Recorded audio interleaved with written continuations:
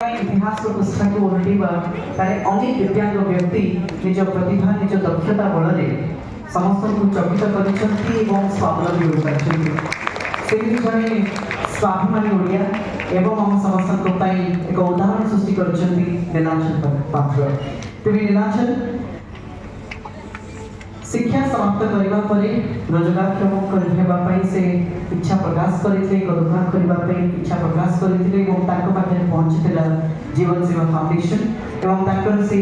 अनेक दिन स्वप्न को साकार करने आज आम नीलांचल को 5,000 टंकार एक अर्थराशि प्रदान कर प्रदान करूँ लक्ष्य जीवन में आगे जातु निर्भर न हो निज छिड़ा स्वावलंबी होवार से इच्छा आज नीलांचल को इस स्तर में पहुंची पारी से केवल आम समस्त नुह दिव्यांग भाई भाई एक उदाहरण सृष्टि कर सन्देह ना आम दिव्यांग भाई भाई समाज मुख्य सूत्र आनबार सुंदर प्रयास धन्यवाद जनावा चाहिए जीवन सेवा फाउंडेशन को।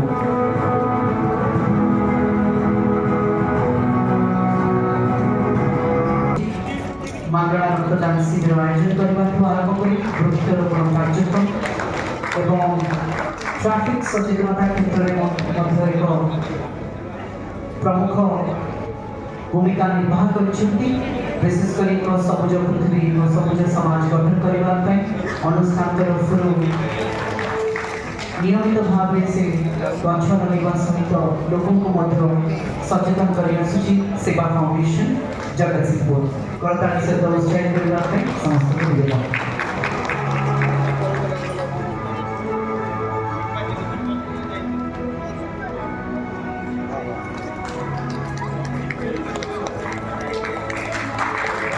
बहुत धन्यवाद सेवा फाउंडेशन जगतसिंहपुर महान कार्यक्रम को जीवन व्रत भाव में ग्रहण कर कलिंग युवसेना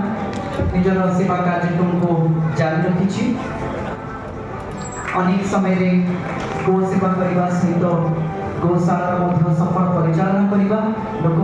एक सुसंपर्क स्थापन करने गो सेवा ही आम सनातन धर्म एक महान सेवा एक कथा को युवपीढ़ी पाखे पहुँचापी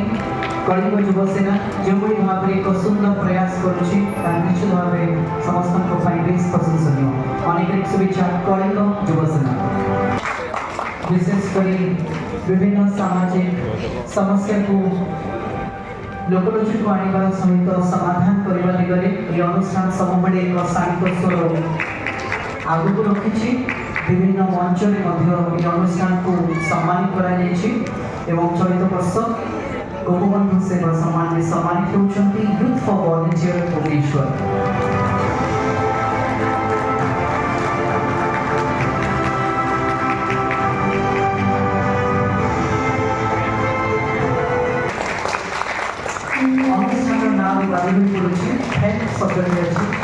सब समय असहाय को साहाय्य करने सक्रिय रुहति से दुख लाघव करने अनेक कार्यक्रम को सेवा कार्यक्रम को से जारी रखिंट लोकों को सुख दुखर साथी देवा सहित अनेक शिशुकर मुहरे हस फुटेवा से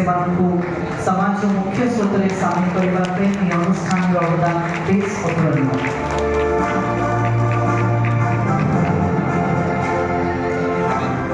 केवल केवंझर अंचल नुह ओडिशार विभिन्न अंचल में पहुंची युवपीढ़ी को एकाठी कर रक्तदान शिविर आयोजन करने थैलासेमिया पेशेंट कैंसर पेशेंट को रक्त संग्रह करने डोनर्स को संग्रह करने किसी निरा रक्त शिविर कार्यक्रम रक्तदान शिविर कार्यक्रम आयोजन कर लाइफ सेवर्स ग्रुप ट्रस्ट केवंझर।